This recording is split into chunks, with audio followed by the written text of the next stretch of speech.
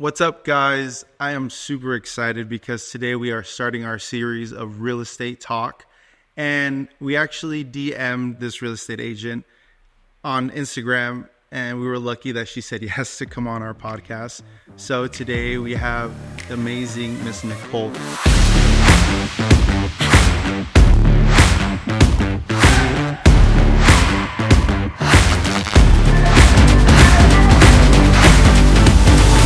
Hello, Nicole.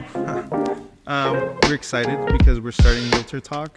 So this month we really just want to talk about what's going on in the market in El Paso, what trends you're seeing, and also how you feel new agents can benefit from what's going on in the market and what can old agents start doing in the market. So we want to talk a little bit about like the behind the scenes of what goes on. So if you want to tell us a little bit about you, Nicole, and tell our listeners your expertise.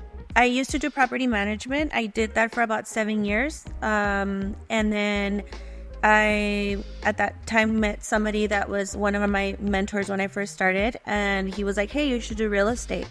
So I decided to, what do I need to do? So he told me, well, you need to take these classes, took the classes. And within a month, I was licensed in real estate. And I gave my notice at my other job and I started working. What did you do before? Property management. So I managed apartments. I was a property manager with Integrity Asset Management. It's also locally owned here in El Paso. So I did that for 7 years. I managed I hopped around 4 properties and just leased them up, worked on budgeting, increased occupancy. So I think that definitely got me prepared for real estate. Was that before like the Airbnb boom in El Paso? Yes, for sure. This was back. I mean, I've been licensed. I got licensed in 2016. Okay. So I was there from 2009 to 2016. So you've kind of been around the real estate world quite a bit. Yeah, in a way. You see the change that like with Airbnb. Do you feel like it's staying in El Paso? Because I recently had seen something where Airbnb was going to get like charged an extra fee for being Airbnbs like close together. But do you feel like Airbnb is a good business still here in El Paso? I think so. I think, as everything that comes in new, there's always somebody that's going to try to find something negative or try to put a cost for it. I did also host Airbnb with my husband at one point, and it was good. We would be surprised the people that come to El Paso, that when you are actually hosting, you're like, wait, what? They're coming from New York. They're coming, from everywhere. We have people from Mexico, DF, New York, Albuquerque, people just coming back to visit family. They want to still have a house to kind of have a carne asada. So I think it'll stay. I think if your location is good and you know how to run it, I think Airbnb will do good. Yeah, because I've heard some horror stories on Airbnb. Of course. But then I think it's the same thing as if you have rental properties, Correct. right? You see a bunch of horror stories. I mean, recently we were looking on TikTok and there's these squatters that are everywhere in California. And I don't know, is there a squatter law here in everywhere. Texas? You can't just show up and take them out. You have to go through. It's kind of like with the apartments business. We couldn't just, if somebody didn't pay rent, you can't just tell them to leave. They can stay there until we go to court, and then they tell you, okay, you need to get out. And even when you tell them they need to get out, you still got to go back and file something else to get them, to vacate. So I know there's a lot of horror stories, but there's also a lot of horror stories in renting. Yeah, I think it just depends on if you're willing to, when you want to make money, well, you got to have a little bit of struggle and make sure that there's people that also want to do things on their own. And sometimes maybe you need a professional to kind of take over the Airbnb for you or the rental aspect of it, so you don't have to deal with it. Yeah, which property management is a pretty good industry. I've been looking into a little bit of what that entails, but one thing I was going to tell you is I had a friend, and the crazy thing was they became squatters, but it was like a duplex, so she lived on one side and squatters were on the other side, and she could hear them doing work on the house, but they ended up taking the sink, they ended up taking the faucets, they took her little mini split unit, And I was like, oh man, that's insane. Yeah, Like, and they do that because since they're basically already in trouble with the law. They're like, oh, well, might as well try to sell something and make money off of it. So yeah, it's today. so definitely get some good liability insurance. I did it for 7 years. I had to evict people in property management, and when I got into real estate, there was people like, hey, do you do property management? I was like, no. Like, if I don't have to, I'll never say I'll never do it again. But for me, it was like, no, I'm just gonna focus on sales. But I do have awesome people that I work with that do property management. And so I want to know a little bit more about like you personally. What is it that like drives you in this real estate market? I guess for me, I really like working with buyers. I like working with buyers because I feel like they're the ones that have supported and grown my business the most. But I think it's because my business partners and myself have taken the time to really educate them and get them prepared. So I work with clients as that have really bad credit scores, really couldn't qualify. So when you're able to get them into a house, even your own family, that you're like, oh, they're no longer renting, they're putting their money somewhere. I guess, you get some sort of fulfillment in that. And I guess my why, I think every so often there's a different why. So for me right now, my why is being able to travel and make memories with my family. That is something that's always been, I think it's been my why for a while. So I like to take my stepsons traveling, my husband, my family. I just recently went to Cancun. My mom had never been to Cancun. My sister had never been to Cancun. So being able to do that and make memories and being able to help my family out or, show them somewhere that they've never been. That's I guess what motivates me. Yeah. And I love that. I love how you said that the why changes. A lot of the times, like, especially being in business, there's seasons in your life where you're just like, I'm going to go at it because of this reason. But then your why, I feel like it needs to change because it allows you to evolve as a business owner. Exactly. It allows you to evolve as an entrepreneur. And I really love that. I mean, being able to have purpose for your family. So you're a mom, right? A bonus mom. A what? A bonus mom. A bonus mom. Yeah. A bonus mom. That's a good one. Yeah. So you're a bonus mom, your wife. Yes. How do you balance the busy work of real estate and family work? So that's always like changing. There's a class that we take at Keller Williams. It's called Bold. I'm actually just started it. The first session was yesterday. And they really teach you about that, about work-life balance and creating a life by design is what they say or what they title it. So it's always a work in progress. It's never perfect. Sometimes I have to adjust my schedule. It's like, oh, this came up. I got to change, a client or, lead generation or something that I'm supposed to be doing. I think what's helped is we have a family calendar now. So I share that with my husband. He tells me, put everything on there. I want to know where you're at, because I'm always all over the place. So I'm here right now. Then I'll go to the office. Could be at the office and a client calls me and is like, I need to see a house. So then I kind of just go. So when I don't have the kids visiting with us, it's easier to kind of be flexible on that. But it is definitely a challenge. And I know it's a challenge that a lot of business owners, deal with. So I think as long as you're just like establishing a little bit of some like calendars and being able to say no at times, because I know that that's hard for us to do. I think it's gotten better for me. It wasn't like good for a while, so it's definitely gotten better with adding everything into the calendar. That's what people don't. I feel like a lot of people don't understand that there's not an off switch. Like when you're a business owner, entrepreneur, you're pretty much, your mind is always on. So you feel like you're home, but then your mind can sometimes wander off into work. Is it hard for you to balance that? Also, like, let's say when you're at home. Yes. I mean, we'll be at home. They'll be watching, my husband will be there and he's either helping me cook or just something. And I'm like, oh, wait, I got to do this real quick. And or you forget sometimes until you get home. And then you're like, oh my God, I need to do this. So, but I like it. I don't know. I'm able to, I guess, make it work. So I think that's important. I think when you are an entrepreneur, you need to have that mentality that, you can be like, oh, I'm clocking out and that's it. Like, it's your business. So you really don't ever clock out. So, I mean, I was working my honeymoon, 2 years ago. Oh. Had a deal that we needed to get, a response soon. So I remember I was working over there and I felt bad, but, my husband's very supportive, very understanding.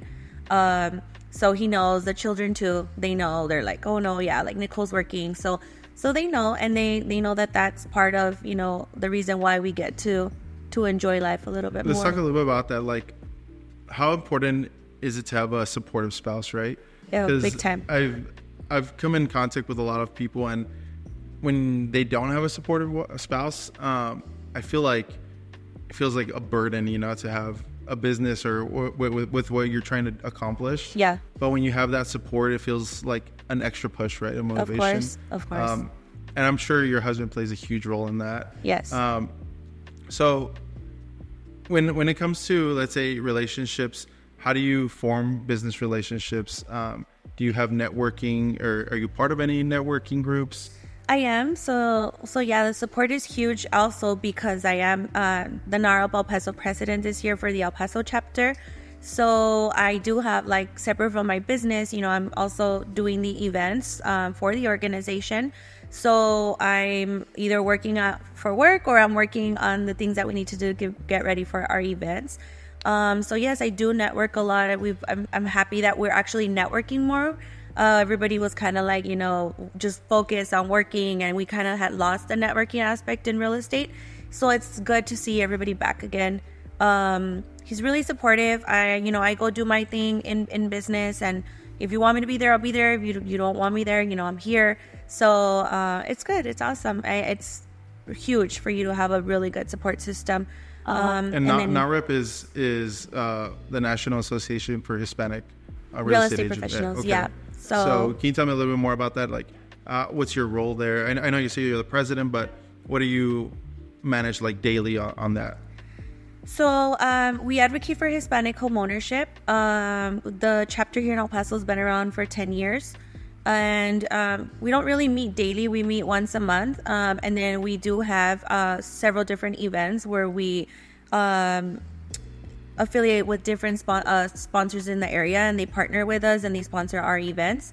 We have different builders that are sponsoring with us right now: Edwards Homes, LEH Homes, Olivier Homes.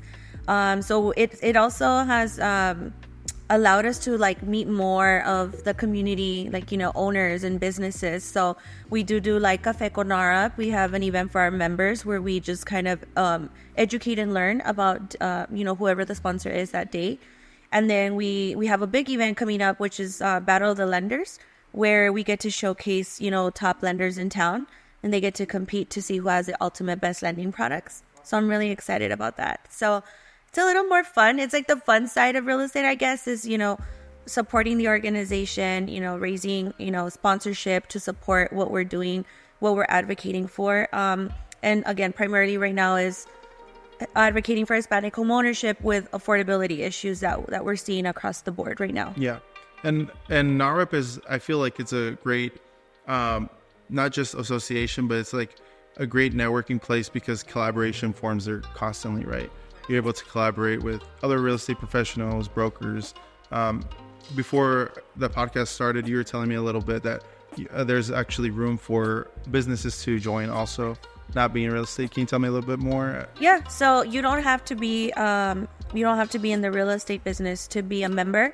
So they're actually open it to anybody that, Latino. If you're a business owner yourself, Latino entrepreneurship, their goal is to increase Hispanic home ownership, but also wealth and growth within the Hispanic community. So yeah, you could join, be a member, go to our events, educate yourself. If, there's people that are just interested in knowing, where's the real estate industry in El Paso? What can we do as a local business that, I own myself as a Latino? What can we do to support our Latino community? So we have been seeing a little bit more of that. And our goal is to just get the whole Latino community together and supporting and advocating for Hispanic homeownership. Which that's super important because I feel like, let's say Latinos or the Mexican culture, we kind of tend to veer away from collaborating with people, right? Like it's always like, oh, it's my stuff, or like I worked so hard for this. This is supposed to be for me, instead of like kind of sharing the wealth, sharing the collaboration, sharing the knowledge. So I feel like that's super awesome that there's an association that not only realtors can be part of, but also like any type of Latino business owner. Here in El Paso, I feel like, again, collaboration has not happened so much. I don't know if you've seen it. I have, and it's so important. And so I joined NARA because of my friend Jessica. She's also a real estate, well, she's actually a broker now. She has her own company, and she was the one that was like, come on, you need to do it. Like, let's, come support. And I was like, okay, I'll go. And I've loved ever since I've been with NARA because of the collaborations, of the shared knowledge. You learn something every time. You have so many other realtors around you that are willing to share. When you do go to like NARA national events, you have other realtors that are selling so much more in their own areas, and they're willing to like share the education, share the knowledge, and really help each other grow. So I like that dynamic about NARA, that, that the collaboration is there. Like you said, for a while, we weren't really doing that. We were kind of like, oh no, like, that person is selling that, I want to sell more. Or it was very competitive. I feel like when I first started in the industry, it was very competitive. And now I feel like we're more realizing how the importance of like working with each other. And like, if I have a listing and I get multiple offers, it's like, well, not only are we presenting that to our we present all offers to our clients, right? But it's also the realtor that's on the back of that offer, because we know that agent is going to do everything they can to make sure that their client gets into that house. Yeah, and I feel like a lot of people don't realize how much agents really put like in effort. Like, at least from my knowledge, correct me if I'm wrong, but there's like listing photos, there's listing videos, there's the content that you have to do just to sell the home. I know starting in, after COVID, right, things got kind of like hot in El Paso where houses were flying off the shelves pretty much. But now you started to see that trickle down, and the importance of branding. How does that affect you, like in your business as a real estate agent? It's important. Like I mentioned to you before, it's important to be, innovative in your business and going with what's the new trend. What am I supposed to be doing? How can I be different? How can I provide value to my clients? How can I really educate my client, right? Not just show the house, but also probably more educate them of the area. So that's something that like I'm also working on, and I'm always constantly like following different other realtors in areas, marketing companies, trying to find, okay, well, what else can I be doing? So marketing is huge in your business. And I think it's more important than ever now that we provide value to our clients, and then we also share that value some way in marketing. So that's... Yeah, I mean, you're very active on socials. From the time that our company started following you, we started seeing the activity that you put out. You put out great content, and the fact that you're constantly valuing that content, I feel that your audience also values it, right? So do you feel that you've gotten like a recognition now from, let's say, people to be able to, like, let's say on socials, is there something specific that you start off with, or is it always just it's always selling with different? Nicole? Yeah, it's different. But, I do tell new agents that are like, what, I'm going to do like a separate Instagram for myself and a separate one for my business. I'm like, why? People want to work with someone they can relate to. So I like that. I like that I share my life. I share, if I'm out with friends, or if I'm out with my kids, or I'm out with, working, it's good to share true value and who you are as a person. I don't want, well, this is my page where, I'm wild and crazy, and then over here is like, oh, I sell homes. Like, no, people want to know who you are, so share that. And I just always like to change it up. I get bored of doing the same thing. I remember when I first started real estate, I would use Ripple. I don't remember if you heard of that. Ripple, and now we all use Canva, right? But again, I just look at different ideas. I like making like the funny reels, and it's getting uncomfortable to do it. Honestly, I tell you, just start. Like, who cares? Just do it. There's nobody that's gonna do it perfectly. Everybody's always gonna judge, so just do it. So I've had to get comfortable with that too. It's like I just need to share content. Like, yeah, just post it, let's just do it. Yeah. And I mean, sometimes when we tend to overthink things when we're doing it, right? Because we're our biggest critics. But in reality, when you put out like really good content like yourself, people are really attracted to that, and they're actually seeing like the authenticity. Exactly. So I love that you speak about that. Having one Instagram, let's say, for your business and for yourself. I know it's different for different industries, but I feel that in real estate that actually works probably the best. I think so. Because people start getting to know you. They start kind of before they know who you are professionally, they know you personally. So it creates that type of bond where it's like, hey, I kind of can talk to you pretty fast. I mean, that was the whole reason why we wanted you on the podcast is we've seen your authenticity on Instagram. And it's great to see like a Latina woman here in El Paso. And I know there's many, right? But actually succeeding really well in real estate.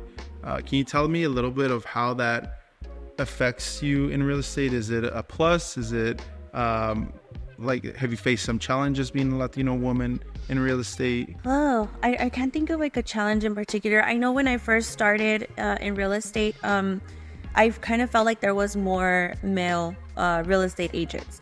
And at that time I was, trying to figure out what am I going to do? What open houses do I sit? What is it that, but it was kind of a little intimidating, I guess. But I think like throughout the years, I just got more confident in doing my own thing. And now I feel like I don't know, maybe I've surrounded myself more, but I do have like a lot of girls like on my board of directors with NARA. So I think that the women are definitely making a change and that we're empowering one another more importantly. And I do think that in some way there have been clients that do feel comfortable working more with a female realtor. That's something that's been expressed to me. I don't think there's been any like specific challenges. I just have noticed, that I've adjusted within the industry. Yeah, I have 2 little girls. So every time I see more women in business, more women, let's say on boards of directors and stuff like that, it excites me because my 2 little girls, I want to see them succeed, and I feel like before past generations, it's always been very male dominated, and it's great to kind of see women. And I'm not going to say that it hasn't happened before, but I'm seeing like a rise in women. Right? Yeah, I feel in the the same industry. Yeah, and even in marketing, like we tend to see a lot of marketing companies owned by men. Yeah, that's true. And me and my wife, we started the marketing company, so it's been great to get her perspective on all of things. And for some reason, I mean, women have this sixth sense that they know when something's good and they know when something's bad. So before I make any decision, I always consult my wife. Yeah, that's good. Yeah, it's smart guy. I think it's the easier way to do things. But I feel that in real estate, you really need to push yourself and be out there on social media. But is there any other type of marketing that you consider doing? Do you do anything like any public ads? Do you do any ads like in the city? So newspapers? I did do like ads around like this. I ordered like actual signs that were up. I even got like a mustache drawn on me on one, and right by my house too. And my husband like was there. Like I even recorded him trying to take it off, and we couldn't. And then like somebody called and was like, your sign is blocking. And then next thing you know, my sign was gone. So I had like 6 signs around El Paso and they're all gone. Some haters out there. They're all gone. Yeah.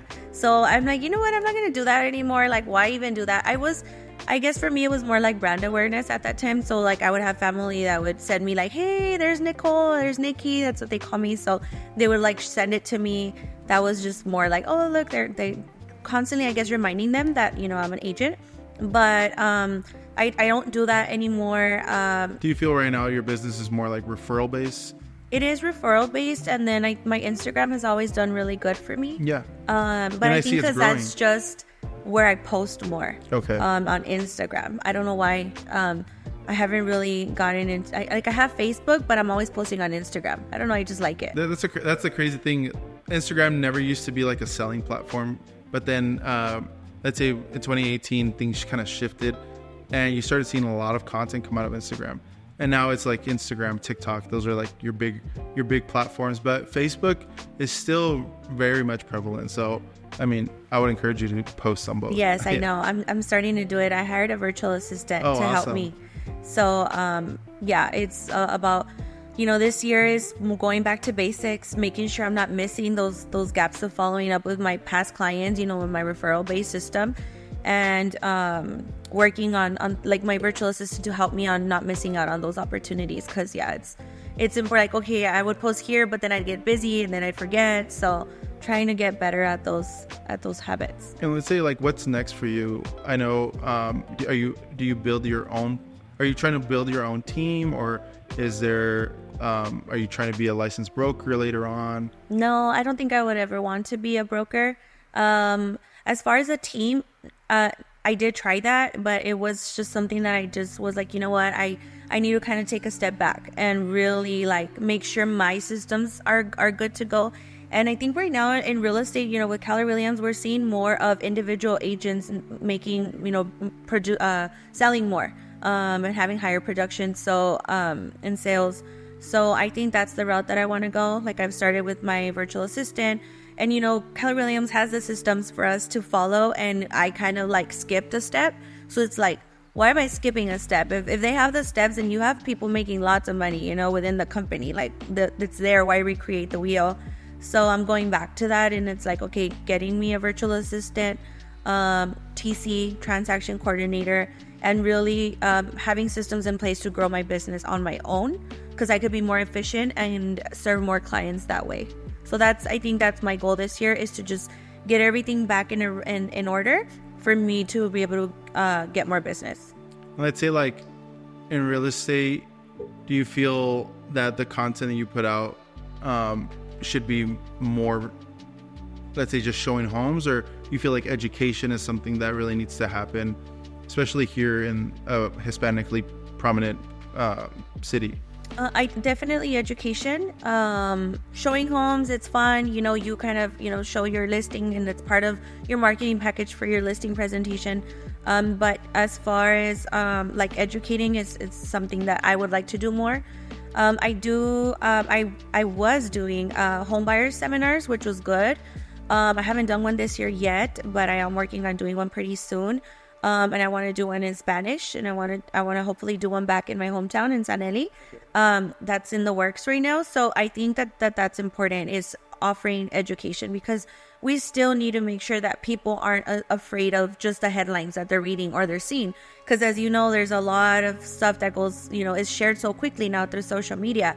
So how do we overcome, what they're saying about the real estate industry? Is like, well, we got to work on the other side and be like, don't be scared to buy a house. Like, let's get you there. And this and this, we do these 3 steps, we can get you into a house. Yeah, because addressing the fear, because honestly, we bought our house in 2019, and seeing the transition, like, of interest rates and how hard it really is to get into a new home. You kind of think about, should I sell my home and try to purchase a new one? But how much do I have to really give down? The interest rate is extremely high. What you would pay back in 2018 or 2019, you're paying almost like, I don't know, almost double sometimes. And I've been seeing that, and addressing, I guess, the fear, I feel, is something real estate agents can do, right? Do you have any like tips for new real estate agents, let's say starting in 2024? Yeah, I would say sell new homes. Go after the new homes. There's a lot of inventory. Start there. They're not your listings, but the builders are going to let you share their listings. They want you to sell the houses. So start there, share their marketing, go buy, look at all their model homes, get familiar with their floor plans.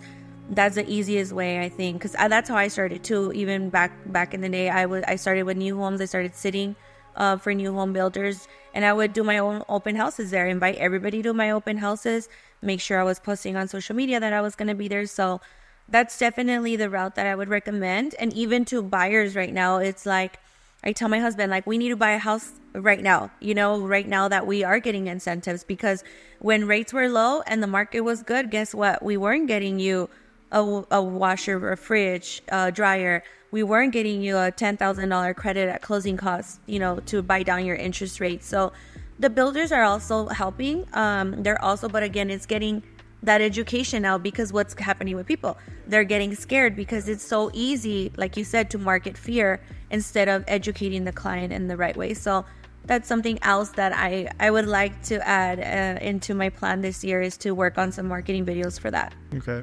Yeah, and because honestly, I feel that a lot of new real estate agents, the ones that I've been able to speak to, they feel like they have to have everything perfectly aligned in order to start.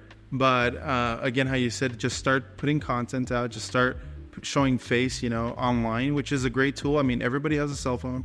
Everybody can record themselves. So what is another tip that you would actually give experienced real estate agents? Like, you've been in the game for so long. What is it that they can benefit right now, or can kind of do right now if they're not on social media? I think they need to reach out to get some sort of marketing creator for them, or educate themselves and make sure that they're implementing it in their business. More than ever right now, I think it's important that they get their value across, that they do some marketing for their business. Because, there are agents that have been longer than me that I looked up to when I first started real estate. And then it's like, but now, kind of like the ones that started in like the time that I began, we're the ones that are like, okay, like we need to be doing marketing, we need to be doing this. And then like those agents, I mean, I don't know if maybe they already have enough business that they don't need to do it, but I don't think there's ever enough business where you stop marketing yourself. Yeah, and brand awareness, I feel like that should be consistent, right? Brand awareness goes to, you see McDonald's, you see these huge companies, they have the business, but they still want to create awareness in order for people to be able to be educated on what they do. That's exactly what real estate is all about. Can you tell me a little bit more of what your plan is, or you kind of addressed that already. Yeah, and to add to that, when I first started too, I had a different logo when I first started, and then I went into selling El Paso with Nicole, and then in pink, right? So I was a little hesitant in the pink because it can be kind of taken based on marketing. The pink color might not be the best, but for me, that was me. So like my family knows me for that. So I branded everything, and I gave my family, we were talking about like the water cups. I gave them pens. I've made hoodies. I've made shirts. My husband wears shirts. My cuñado has a shirt for me. And they're my biggest fans. My family, my referral-based system, it's strong. And when I first started, I did a program, the Buffini program, and that was based on your referrals and your sphere of influence. So I went that route, and I was just doing pop buys, is what they're called. And I still do pop buys, even, for NARA, we just did a pop buy, and that's basically where you go. I don't know if you know what that is. I don't. So it's like, for example, for Easter, I bought a lot of like the Peeps. Okay, and then yeah, I understand. You put a label on it, and you go by and you give it to someone, and you say, hey, have your Peeps call me for all of the real estate needs. Something like cheesy, I guess. Yeah. And I had gotten away from doing that. Like I got so busy or distracted. And I had not done stuff like that. I would send calendars at the beginning of the year for their fridge. I remember I went to my grandma's house, and she had my calendar from like 2017. And I was like, oh my God, when was the last time that I did that? And I was like, Grandma, ya tira ese, I need to get you another one. So now she has the 2024 one. So I went back this year to doing that stuff because I think it's important, like you said, brand awareness and kind of reinvesting in the people that have already given you business before. Yeah. Right? So going back and doing that. And then every summer I have my client appreciation event. And I do it at the Alamo Draft House. So I don't know. It's a mix of different things, but I enjoy doing a little bit of everything and giving back. And that's the time that I get to treat the people who support my business, past clients, my referral partners, and friends and family. And last year we did the Barbie movie. This year, I don't know. I think the Minions comes around that time. So maybe the Minions. Somebody else told me Godzilla or something's coming out. I don't know.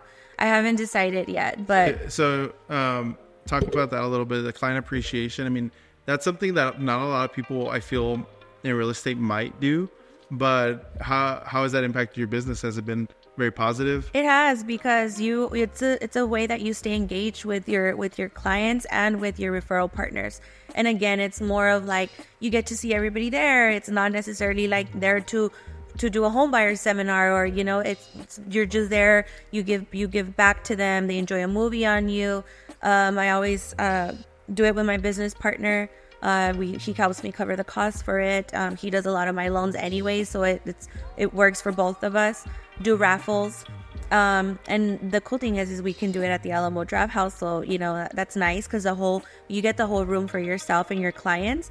And part of the marketing that we do there is before the movie, they actually let you play a visual presentation about your business. Hasn't really been anything crazy. I would like to make it better, but it's basically just like a slide presentation, thanking everybody for their support, sharing a little bit of the people who have bought houses recently, and about any upcoming events in my business coming up. And that's such a key thing. Like, I feel going back to clients that have supported you, they'll feel the appreciation, even if it's been years, right? But that word of mouth can lead to another lead, right? So I think that's a huge tip right there for any real estate agent starting out or in the game already that isn't doing that.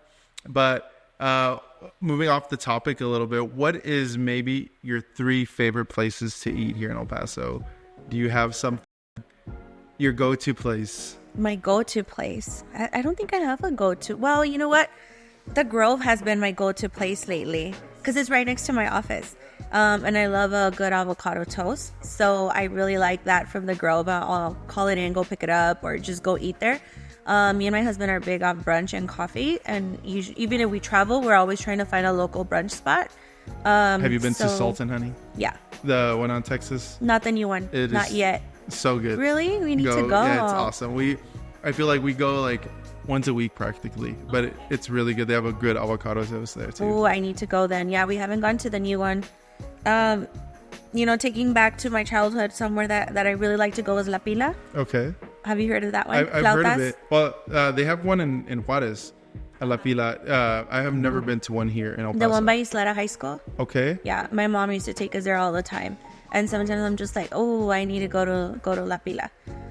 If they have good frijoles, I feel like the food will always be good. Okay, so awesome. That's the way that I judge it. That's a good incentive to start. Yeah. So I guess those two. I like the Diablo salad from 210 Coffee. Okay, cool. That's really good too. Yeah, and we're really about supporting like local business. Of course, me too. I know there's chains that come into El Paso, but I feel like the local business, the mom and pops, those are really the heart of El Paso, and you feel that family spirit when you walk in, and it's kind of like, hey, I know these people, they recognize me, they know my name at a lot of places, you know what I mean? So I feel like supporting local business is always great. And growing up, let's say you told me you're from Sanelli. Did you ever think growing up, I'm gonna be in this real estate game? No, never. No, never. I never thought about that, honestly. I love growing up in a small town. When I graduated, I went to Austin, and I didn't last there like 8 months, and I came back. And I was really I've always been close to my grandparents, and it was always good to be back home, and coming back to that, because my grandma was like, we miss you. And of course here, I came back, and I ended up just staying here, and then went into property management and all real estate. But no, I never thought that was something that I was going to do. But Sanelli has grown so much, which is the reason why also I want to make sure that I go back to that, and that I'm able to maybe, provide some sort of service to get more home buyers, people into homes out there back home. Have you ever been out there? I've been out to Sanelli. Have you had asaderos from Nicole and Dairy? I don't think I've ever ate in Sanelli, but I've been over there. Yeah. So when you're asking like restaurants, I'm like, well, there's a store out there called Mendoza's. Okay. And their burritos there are bomb. So definitely have to try some. Yeah. And because that's the thing about El Paso. El Paso is a fairly big city, but we have the outskirts that we kind of still consider El Paso. Yeah. But everybody kind of seems to know everybody. Uh-huh. So even if you're far west, if you're some people even from Anthony, I mean, they'll know people from Sanelli, which is great. But I really enjoy the fact that you talk about collaboration, you talk about the networking aspect of things. One last question is just, in your perspective, where do you see branding being essential? How do you see branding being essential to real estate? Let's say for brokers, for mortgage companies, real estate agents. Do you feel that it's like top priority, or is there something else before that? No, I think it is top priority. And it's why I'm with Keller Williams. They are the biggest real estate company. So I like that we do have marketing. Like, even if you don't want to do your own marketing, they provide marketing, and they're always on the latest trend, or if there's an issue, they're already finding ways to support their agents to what do you guys need? What are we supposed to be doing for you? So I like that. And I think that marketing is important, and I think that we should all be doing it. And I can never get enough of it, to be honest with you. Like I mentioned to you, it's like, oh, I've always wanted to do a podcast. I just haven't done it. And I even got a pink chair to do it, and I just never do it. So, but also partnering right with the right people are the ones that are going to like help you get comfortable with being uncomfortable. So we'll definitely be seeing a pink chair podcast soon. Hopefully, So, if I find a pink mic like this one. Definitely. We'll hook you up with some details on those. But I really want to thank you, Nicole, for being part of today's podcast. It's a great start for us to start this real estate talk series, and it's great to have individuals again like you that are open-minded to sharing information with the public for other real estate agents. And is there a specific, can people reach out to you? Of course. What platform is the best platform to reach out to you? So you can follow me on social media, on Instagram. I'm also on Facebook, or you can just simply text me. Awesome. Well, we will see you guys on the next episode, and we thank you guys for watching today. Thank you.